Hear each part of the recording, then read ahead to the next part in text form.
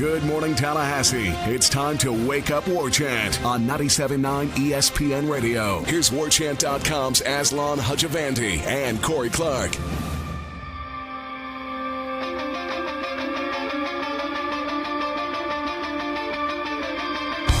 What's up, everybody? It's Friday. It's Wake Up War Chant, 97.9 ESPN Radio. I'm Aslan. He is Corey Clark. Thanks so much for joining us. Fridays, fall. It's a good time, Corey, but we got to wait a few more days for some games, but or at least for our game. But I'm stoked to be able to kind of plop down, hopefully tomorrow, fingers crossed, and watch some football. How are you, friend? Why do you say fingers crossed? Well, you never know. You don't think you'll be able to do that? You never know. Something might come up. There might be some work stuff. Well, all right. I hear you, man. I hear you. Life happens. But yeah, buddy, I'm doing good. How are you doing? I'm doing well. Yeah, man, I'm hanging in there. Oh, and a programming note before we go any further. We're going to do Renegade Express today. We'll take your calls for the Monday program. I know most of you are going to be off or on your way to Tallahassee, but it'll give you something to listen to. This will be our last show on the radio side of things, at least in the near term. We might make a triumphant return at some point, but it's just a sort of time crunch, doing all the stuff for War Chant and then doing this for radio. But the podcast isn't going anywhere. The podcast will still be available every single day, or at least weekdays throughout the football season. Maybe we'll come back in time for Mike Martin to make a run at Omaha and win that national championship, next year when things are a little bit more calm when it's not football season. But anywho, we'll get to your guys' questions on the Renegade Express here momentarily. Corey will still be here, obviously. We're all still friends. He'll be doing Seminole headlines. Ira will still be doing Seminole headlines. It's still a big, happy family. I'm just soft and can't work 12-hour days anymore. Too old, man. I'm getting too old. Cousin Aslan's too old, everybody.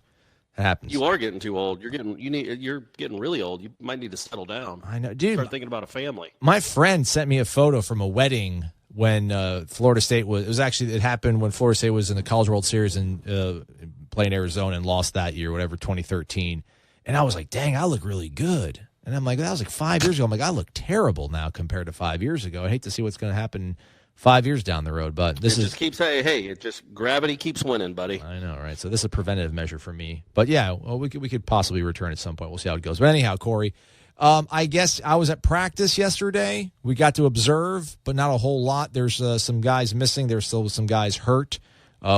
Myself and Ira did not spot Cole Minshew nor Josh Kando. We saw Kando actually walk up to practice, but we did not see him participate, which means he was probably in the IPF. And then once we left, he could have at some point returned to practice. But in terms of when we were there, we did not see him participate. Cole Minshew didn't see him at all. Again, he could be with the injured folks. Did see Stanford Samuels out there, and there's actually video of him on WarChant.com.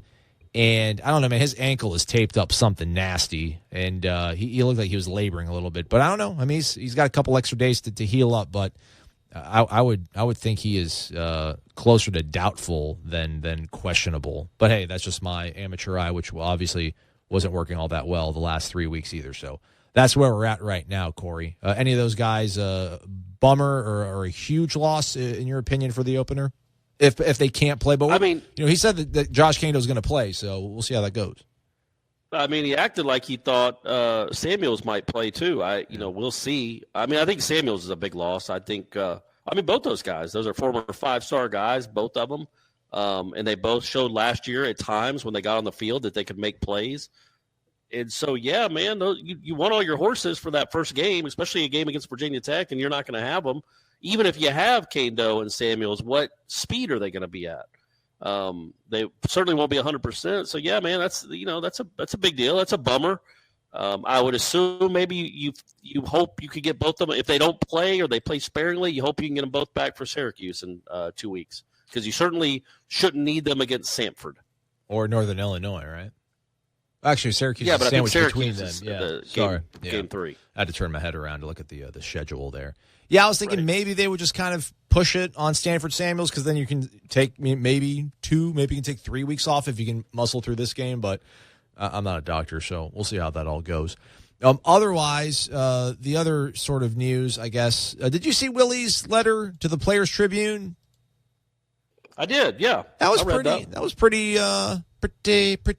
cool. Pretty cool. Anything stand out to you in that long prose that he wrote to the nation? Unfiltered? Yeah, I'm trying. I mean, I thought it was again, it's hard to talk about one without talking about the other. I get it, and it's a new era. Blah blah blah. Jimbo already played and beat a terrible team by a lot of points. I got all that, but just his reverence for this place, his reverence for Florida State, his overwhelming glee, it would appear, to be at Florida State. I don't think that's just words. I know he said some very I'll tell you what. I thought what was really interesting was the way he talked about Oregon and how he knew he was really disappointing people and he felt bad and it was a really hard decision. But his point, and it's a great point, is he would have had no way of knowing in 2016 when he took the Oregon job that Florida State would be opening up the next year, or he probably wouldn't have gone to Oregon.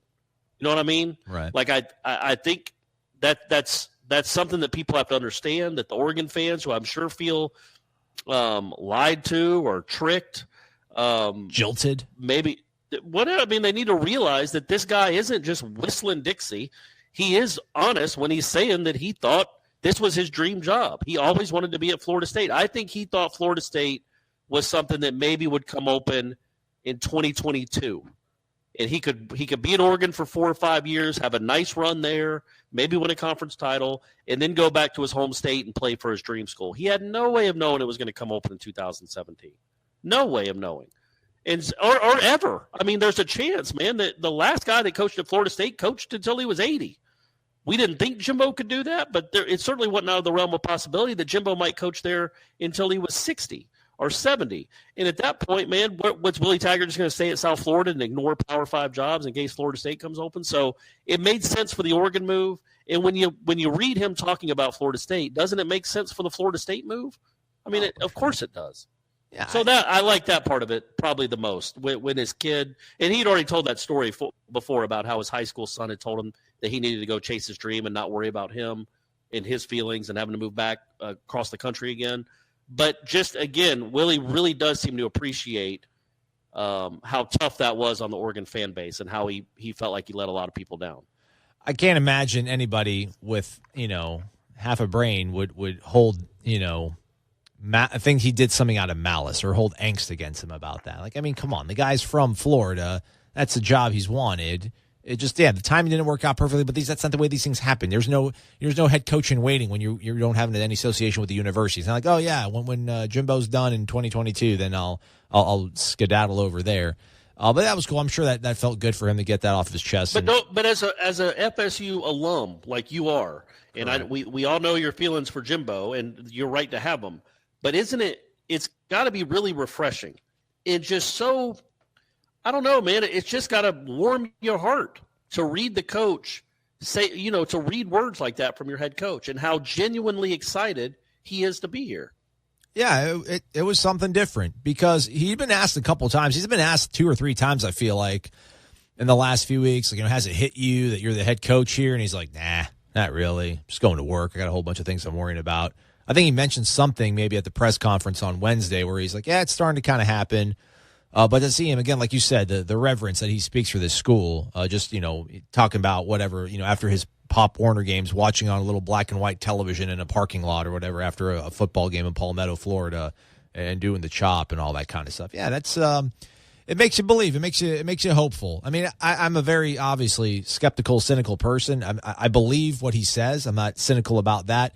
But just the whole, life works out like a fairy tale thing. It could. I'm hoping it'd be super cool. Like you've pointed out many times, if this can be the new normal, if this could be, if him and Dabo are what people start emulating rather than, Nick Saban and his ilk, I think we're all better off. So, yeah, that was super cool. That kind of caught me off by surprise that he dropped something like that. But, yeah, he's working the right channels. I mean, I think I don't know how much of it, too, is like trying to get some notoriety for this program because I feel like I wonder what this team would have been preseason ranked if Jimbo was still here.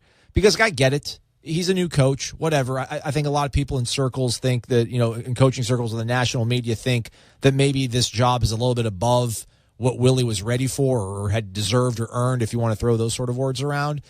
But, I wonder how much of this is, hey, guys, listen, whatever. I'm not a disciple of Nick Saban, but I can coach. I've been under the Harbaughs. This job means the world to me. I'm going to bust my ass. just wait and watch and don't sleep on this university. I think a lot of people are stoked about that because there's something about being a fan, and it's the Thursday, the Friday before the season starts, and Florida State is an afterthought when it comes to the national landscape in college football, and that's kind of a bummer. And I think this maybe will do a little bit to get to his name circulated and get the university back in the spotlight in a good way. Yeah, I mean, at the end of the day, it takes care of itself. Florida State certainly wasn't. Again, in 2013, nobody knew what was coming. And 5 weeks into that season, people are like, rubbing their eyes, like, what? Like, what are we watching here? So just win and it'll take care of itself. Is because Florida State's never, even this year when they're coming off a 7-6 season, they're 19th in the country or whatever it is. They're never far from the discussion. Yeah. You know what I mean? They're never like Idaho or Hawaii. I mean, they're always somewhere in the mix. They're not thought of as the best team in their conference because they're not the best team in their conference. But how long? I mean, we could be a year or two away from that not being the case anymore. Florida State's always, even when they're not in that top 5, that conversation, they're always around on the periphery, and they'll swing back in soon enough. And if they win on Monday night and can start this season 4-0 or 5-0 going into Miami, 4-0 going to Louisville, well, now you're looking at a team that's like number 9 in the country, and everybody's talking about Florida State again. Right. What's more likely? Whether or not he writes that Players Tribune thing or not. I will say this: the one thing I wonder about that is what are the machinations of getting something in the Players Tribune? Because there's no way Willie wrote that.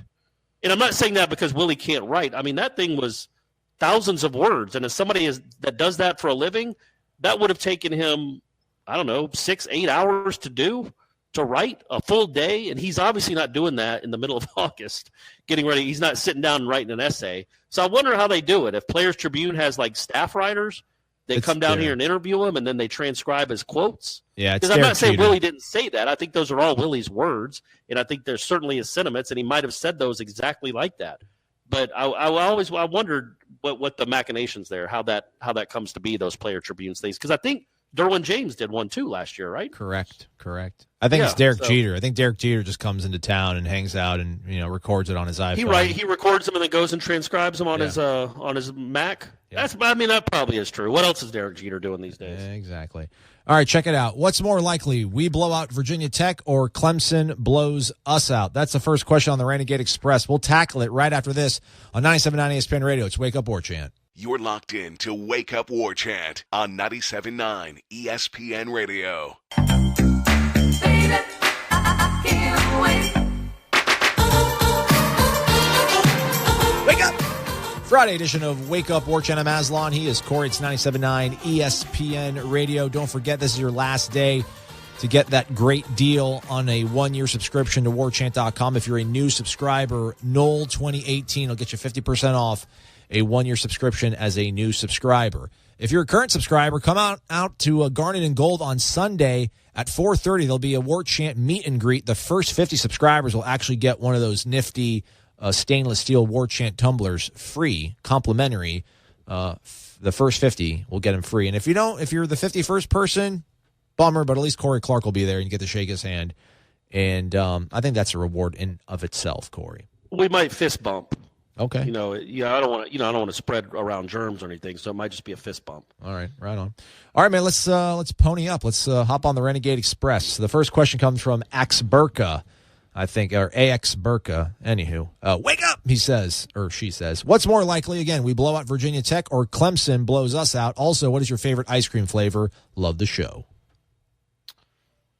My favorite ice cream flavor is peanut butter and chocolate.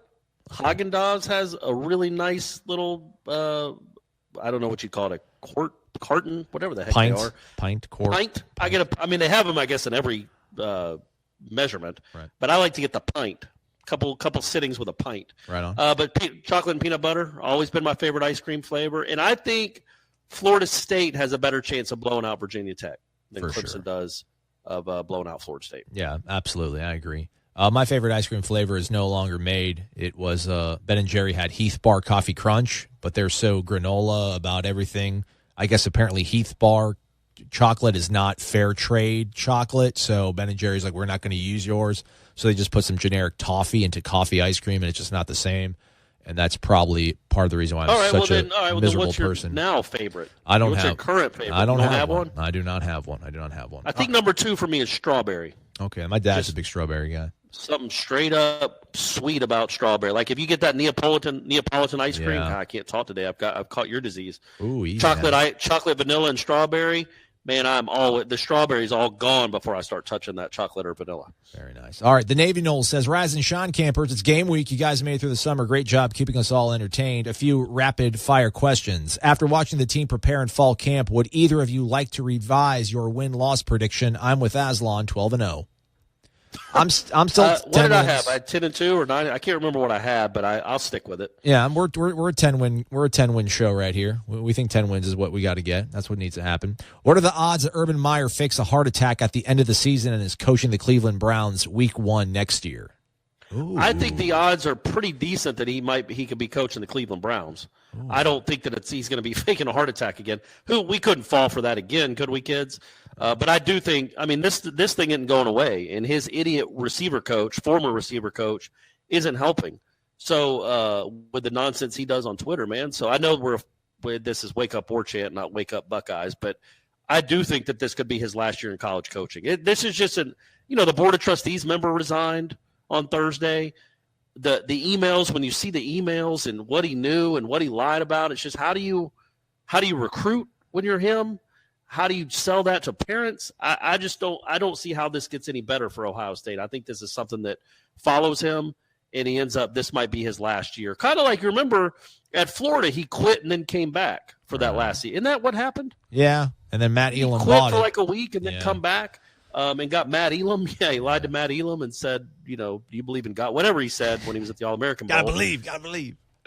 So Urban Meyer's done this before where he almost left and then stayed on for one more year, and I think that's what's about to happen here. I think he almost got fired. He's hung on, and then after this season, I think he's just going to look for the first good excuse, or maybe Ohio State looks for the first good excuse to part ways and go in a different direction. Yeah, he's toxic. He's not going to get a job anywhere after this. I think he could be. I think an NFL team wouldn't care. No, come on. You're not trying to mold men in the NFL. You are what you are. You're a mercenary league. But he's a mercenary. You're a domestic violence apologist, or you're complicit in domestic violence. You can't. Yeah, maybe a sycophant fan base will support that, but not NFL fan base. You've been paying attention to the NFL.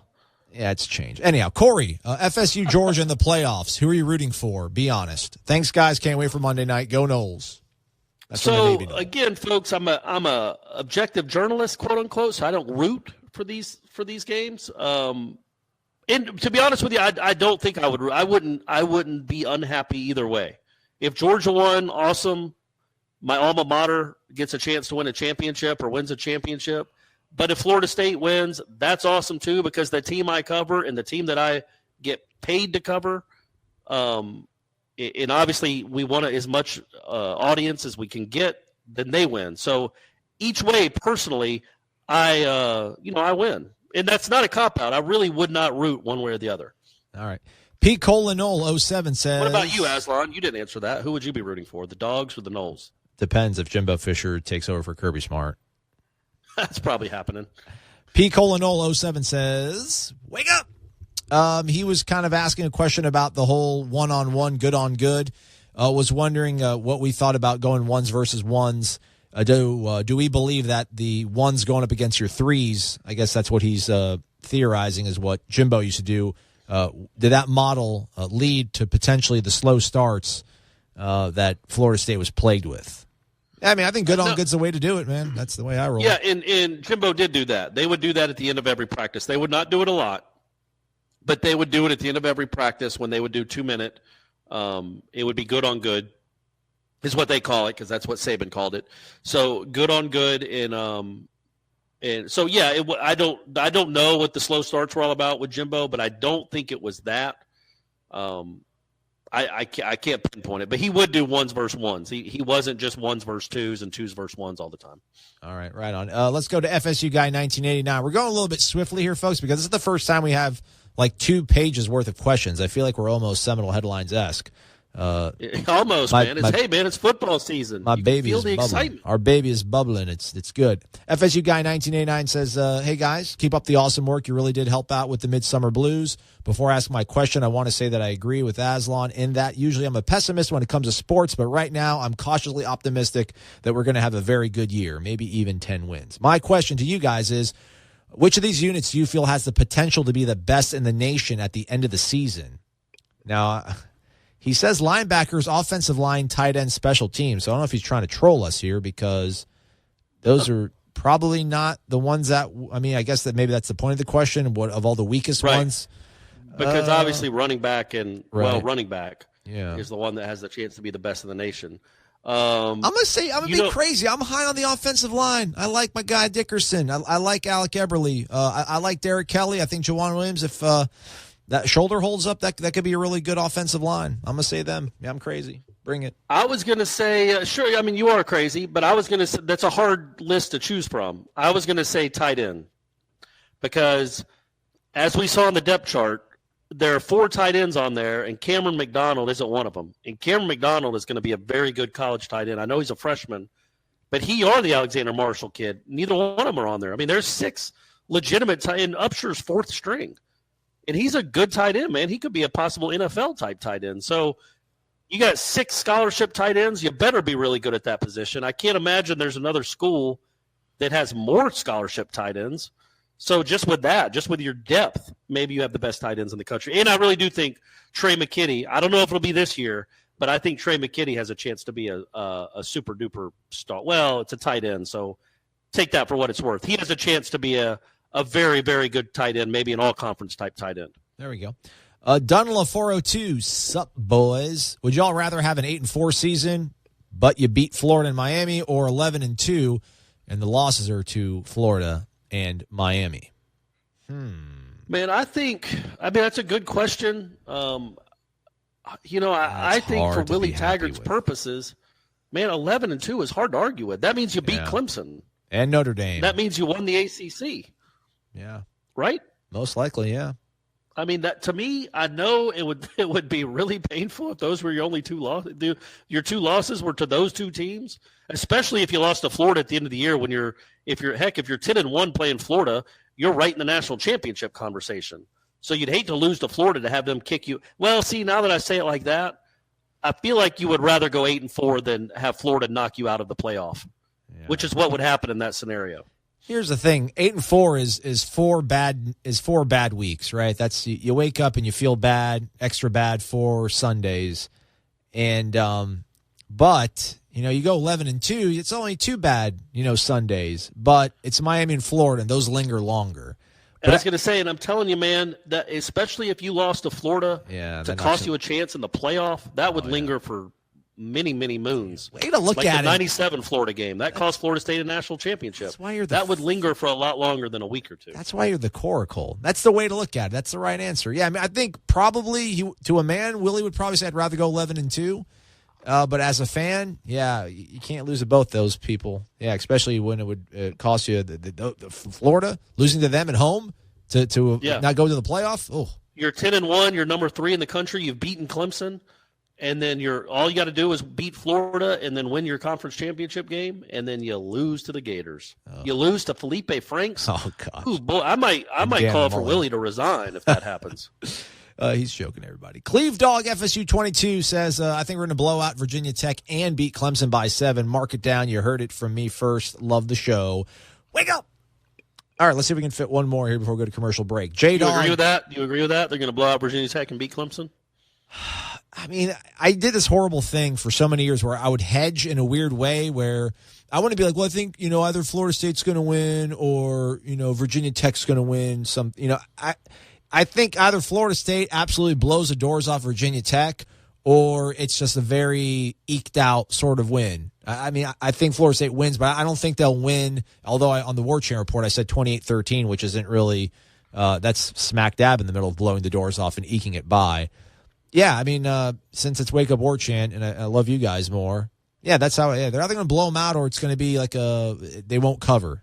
It's a 7-point spread. They either won't cover. Or they're going to blow them to Yeah, smithereens. the point spread's like 7.5, right? Yeah. All right, let's see here.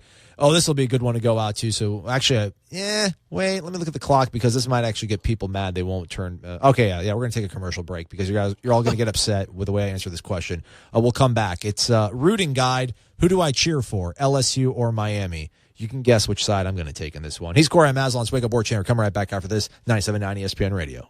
WarChant.com is the ultimate inside source for FSU football and recruiting. And now you can get in on the action for free for an entire month.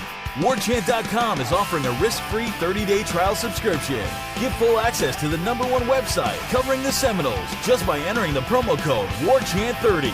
That's WarChant30. Sign up and get in on the world's most active FSU message boards. Receive breaking news, stories from our award-winning staff, plus get exclusive interviews and videos. Just enter the promo code WarChant30. WarChant.com, your ultimate Seminole sports source. You know what I'm saying? Number love for those schools. That's what we gonna do this one for. You feel me?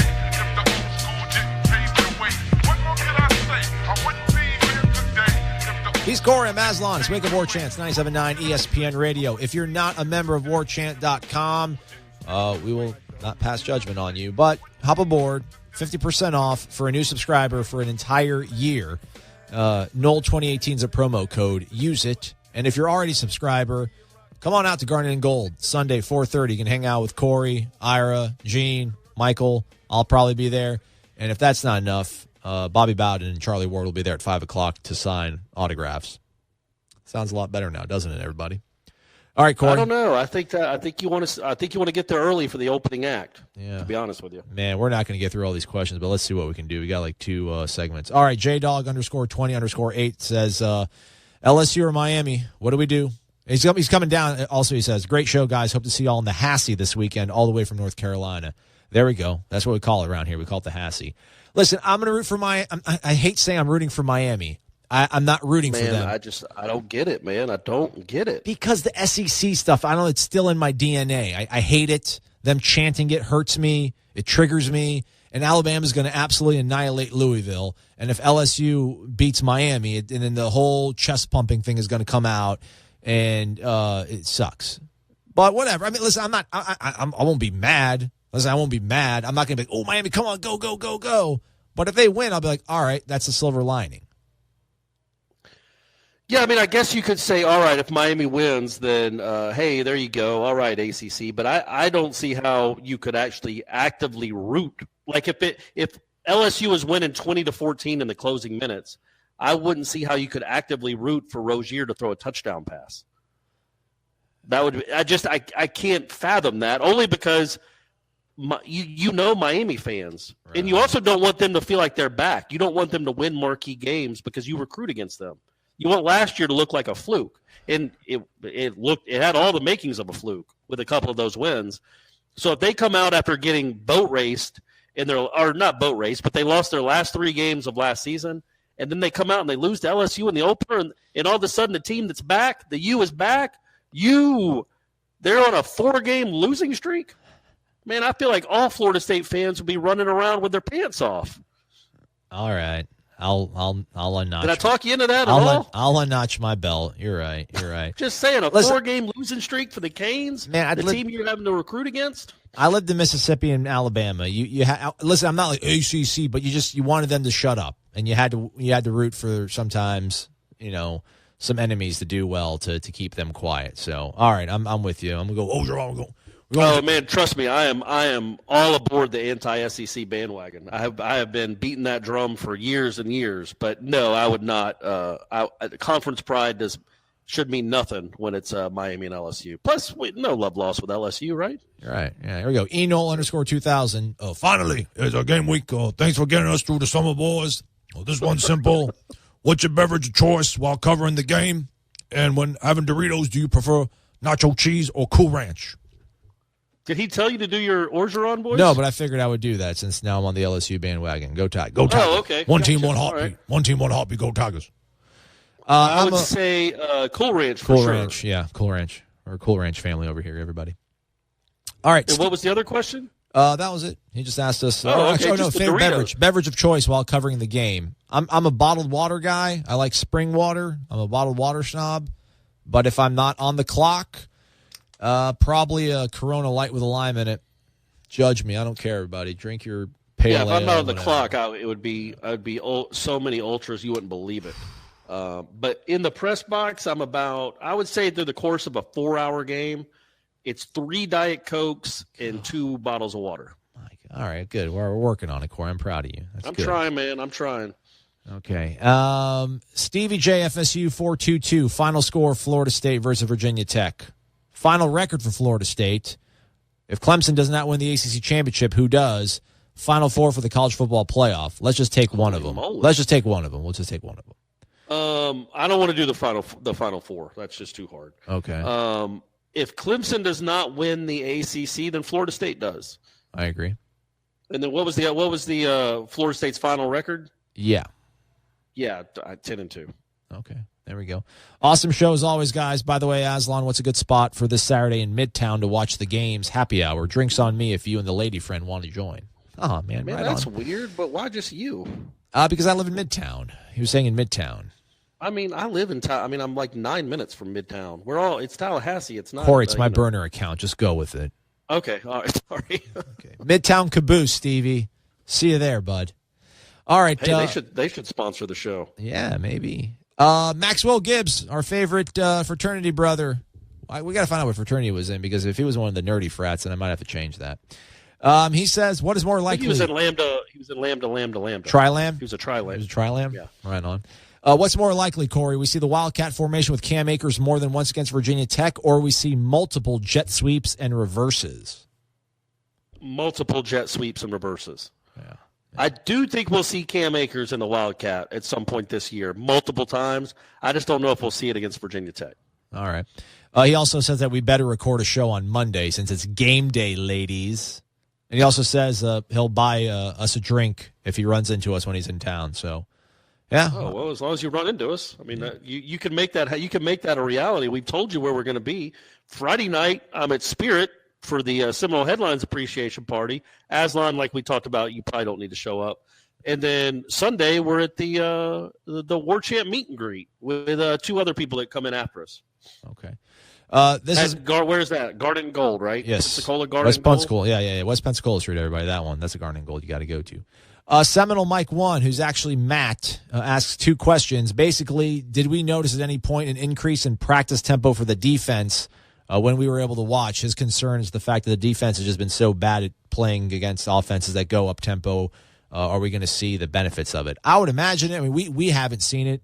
After those first 2 practices, or after the first week, really, we just got individual work. We didn't see a lot of 11 on 11. I mean, when I say we didn't see a lot, we didn't see any. So it's tough to say. But I would imagine when your offense is going up tempo and you're ending your practices every day going 11 on 11, the defense is used to it. So more so than probably what Jimbo threw at him, I would imagine. It has to be, right, Corey? Yeah, I mean, they go up against it a lot. So they have to be more prepared just by osmosis, just by being around it, just by seeing it. You're more and not only that, usually when the starting defense for Florida State in the last few years was going up against one of these type of offenses, they were going up in practice. It was the scout team they were seeing 90% of the time run it. And it's just not the same thing, man, when a scout team is running it. Now, every time they do good on good, every time they do 7 on 7 or 11 on 11, they're seeing the best players on their football team run a fast offense. So, of course, that has to get them ready for when like a Virginia Tech does it or a Clemson does it. And he also adds, will we see a lot of rotation in the front 4 on the defensive side of the ball? I know Ira thinks so I'm going to have to say yes as well because Ira knows all. What about you, Corey? Yeah, I mean, you have to, right? Yes, I do. I do think that. I think that's one concern I've had with the defensive line. I do think there's the starting 4. I mean, I guess Kendo doesn't really count as a starter, but he was going to play a lot. You got about 4 or 5 guys that you really know can play or you think you can play, and Burns, Kendo, Marvin Wilson, Christmas, and Wolverine. But after that, it's a lot of unknowns, man. It's a lot of guys getting their first action in college football. Even a guy like Janarius Robinson hasn't gotten to play much. So, but yes, I think they would like to rotate 8 guys in, at least 8 guys in. That's a big number. I like You it. can't. DeMarcus Christmas can't play 70 plays in a game. Yeah, that just can't happen. Neither can Marvin Wilson. You have to rotate in those guys. All right. Doke FSU one says, good morning, Knoll Nation. Wake up. Question, if you had to set the over-under on the number of times ESPN mentions Jimbo's name during our game Monday, what would you set it at? Love the show. 2.5. I would say 4. I'd go under. If it's your I video think set at they'll 4, do I'd it. go under. I think 4 is a good number. Yeah, I don't think it'll be incessant. But I think they'll have to mention who he took over for. They'll have to mention what he did, what he built. I think just in a 4-hour broadcast, they would mention that Willie Taggart's replacing Jimbo Fisher 4 or 5 times. Or the differences between a Willie Taggart, and a Jimbo Fisher offense. I'm sure they will. They'll talk about that too. Can you imagine how it is? You're having a little difficulty getting your words out of your mouth. Can you imagine what it's like to be me and have to deal with it every single day, Corey? I can't because I do want to just go jump out a window. This is really infuriating. FSU Flyboy, wake up! What up, guys? Long-time listener. Have to say you two are the best so far. Whatever that means. Thanks, man. Recently subscribed to War Chant and first-time posting. That was what my first girlfriend told me. Yeah. I was the best boyfriend she'd had so far. All right. That's all you can ask for. So that was nice. Love the show. Been binge listening on my long drives to and from work. You guys get me through each time. Thanks. Thank you, man. That's super cool. I need that. Who was that? FSU Flyboy. Hey, Flyboy, next time, that's weird to call another man a Flyboy. I'm a grown either man. way, You could call me delicious. next time when you write in, tell us where you're driving. I wonder how long a commute he really has. Yeah. His question. Is he out of state? Yeah, I don't know. He hasn't listed his full bio. He's got to get. All right. We got to indoctrinate him into send his profile up. His question is that Coach Tagg has shut down practices and access lately. Is this going to be the norm for the rest of the season or just for week 1? If so, is that the end of player interviews? How are we going to get our fix for the in-depth info you provide on the show? Inquiring minds. No, he is not. He's not shut down practice. No. You had how many players did you get on Thursday, Aslan? 4. I think Cam, DeAndre, Bailey, and maybe somebody else. At least 3. I know Walt Bell was out there too. So you got Walt Bell, yeah, and I think James Blackman was out there.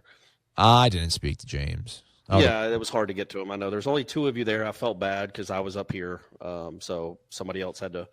There, you didn't have all the. Nooney. We didn't get Nooney, but I'm pretty sure James. I don't know. I don't remember seeing James. I didn't hear them pull him aside, but yeah. Oh, okay. Well, so either way, you got 4 or 5. No, he's not shutting down. Number one, he doesn't shut down practice like the previous regime did. As far as you can't even be out there at all, not even for stretching. He doesn't do that. It's just you're not going to see anything that matters.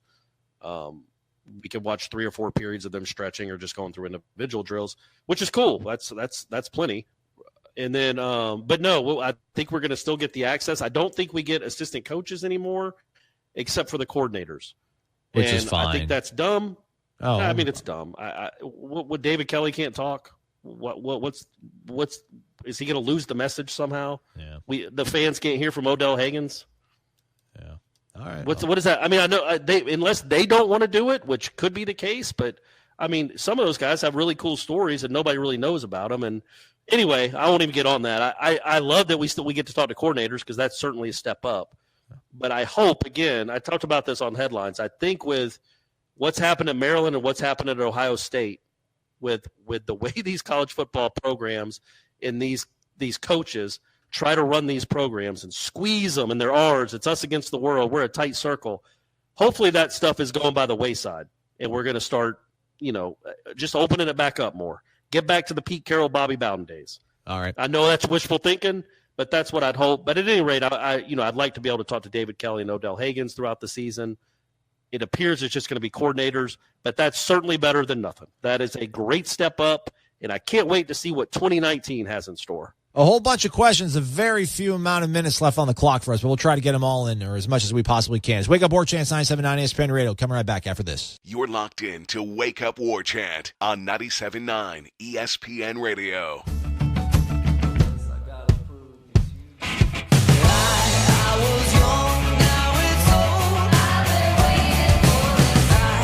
Last show of August. Can you believe it? September right around the horizon. I'm Aslan. He's Corey. It's Wake Up War Chant. It's 97.9 ESPN Radio. Let's get back to the questions, Corey. This comes from Miko1478. Wake up! Everyone have to do it, right? I was wondering if you guys have asked Coach Taggart about penalties because Oregon was the most penalized team last year, and how is he addressing it? And by the way, love the show. You guys are funny yet informative too. That's what we do, man. That's what we do, Miko.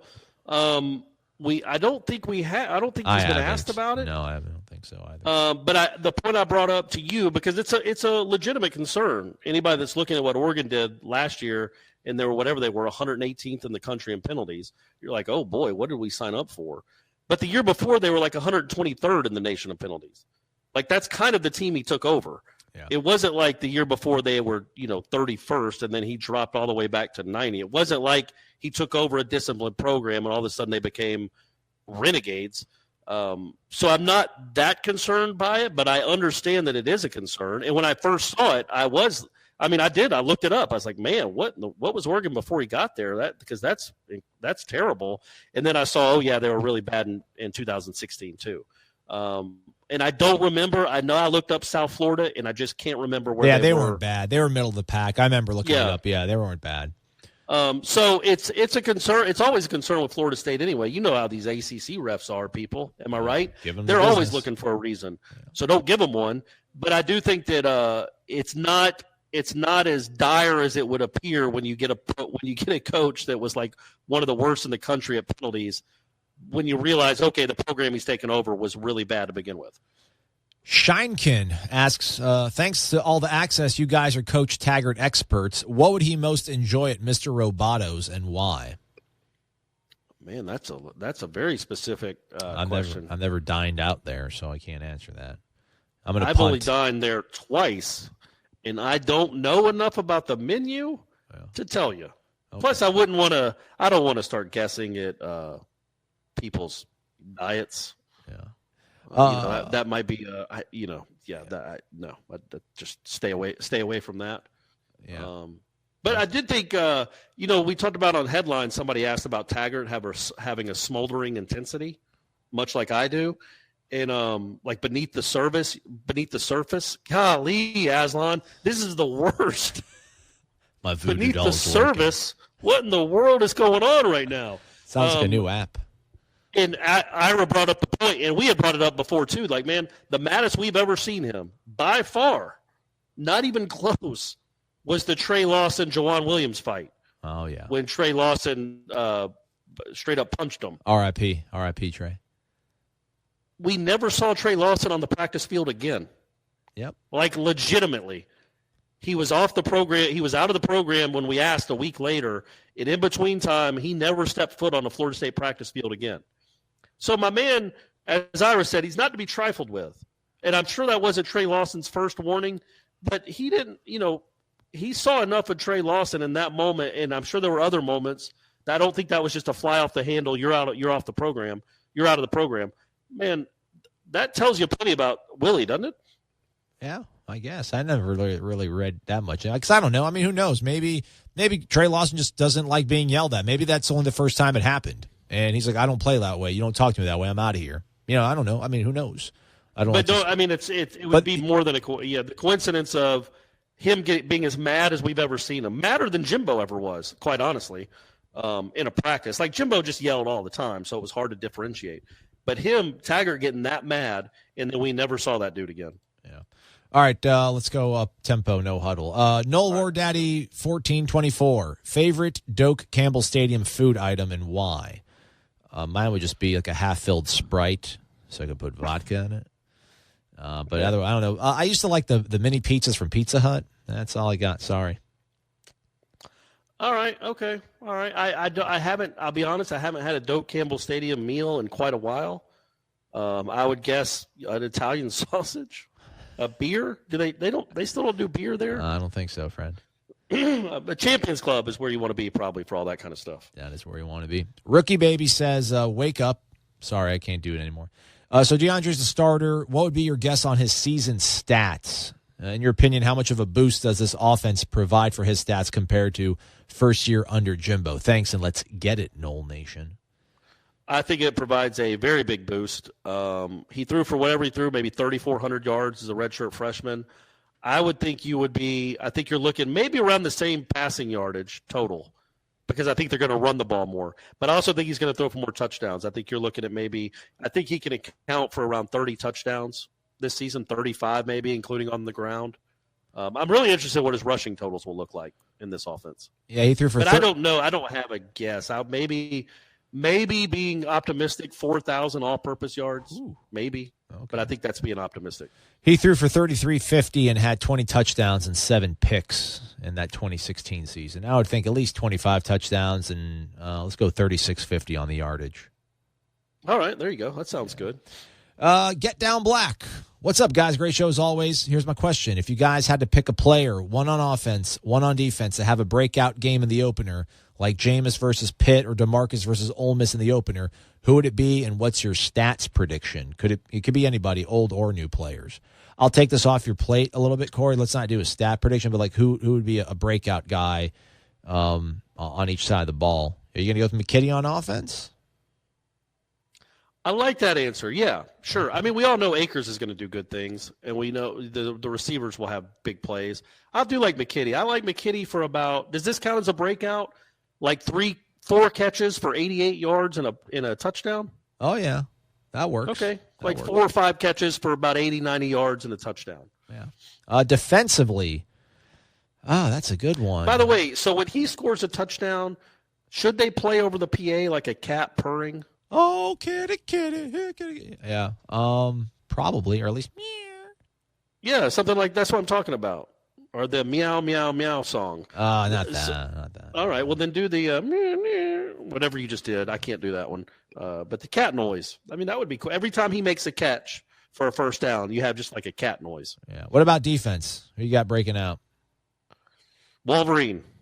Oh, okay. I got to probably say somebody in the second. How about Kyle Myers? Maybe Kyle Myers get a All tip right, pass there and you go. get an interception. Maybe a nice open field tackle on a third down to bring out the punt unit. We'll go Kyle Myers. All right. Quay 6, question for you. Would you rather be a Miami fan or a Florida fan? Neither. I mean, yeah, that's hard to. I would say probably a Florida fan, I guess, because Miami hasn't been relevant in a long time. And I always feel like Florida's maybe a couple of years away from getting back on the, righting the ship a little bit. Yeah, and there's more of you. So, I like to be around people. I'm a people person. So I feel like a Miami fan, you're pretty lonely. But a Florida fan, at least there's some camaraderie there. I would probably say at their best, I think at least if you're a Miami fan, maybe like live in Fort Lauderdale and have like a really nice boat. So I'd rather be a Miami fan. I think the best Florida fan just has really good jean shorts. And I don't value jean shorts. So Fair. There's nothing wrong with jean shorts, by the way. All right, time for one last question. It'll be Jimbo Jangles, because obviously he's got Jimbo in his name. What's happening, gents? This is from Wednesday. Willie announced the uniforms. There must be 10 different threads going on about it. It's probably about more like 35. Why do so many care so deeply about what the players wear? I love traditional uniforms, but aren't going to get my knickers in a wad over the new fresh looks. Just get them W's.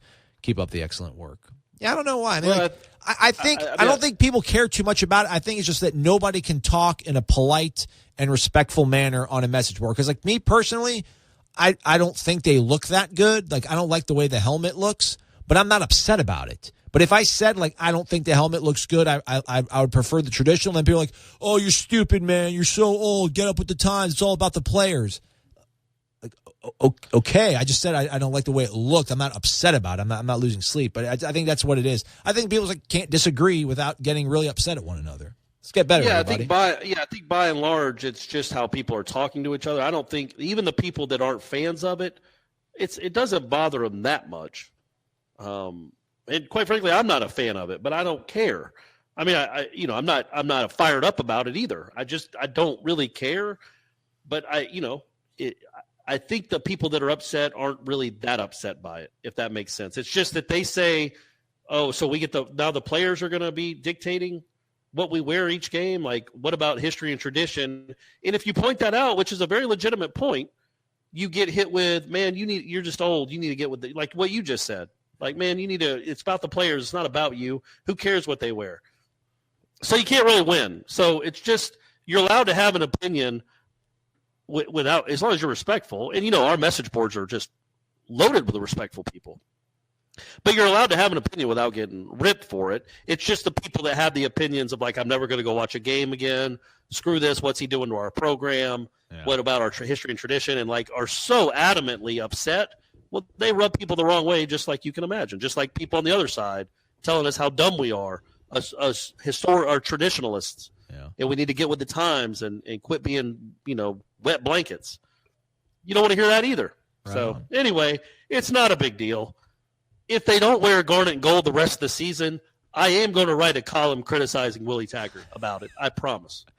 We like those colors. Those are good colors. They are. The promo code is NOLE 2018. The meet and greet is at the West Pensacola Garnet and Gold location, 4:30 on Sunday.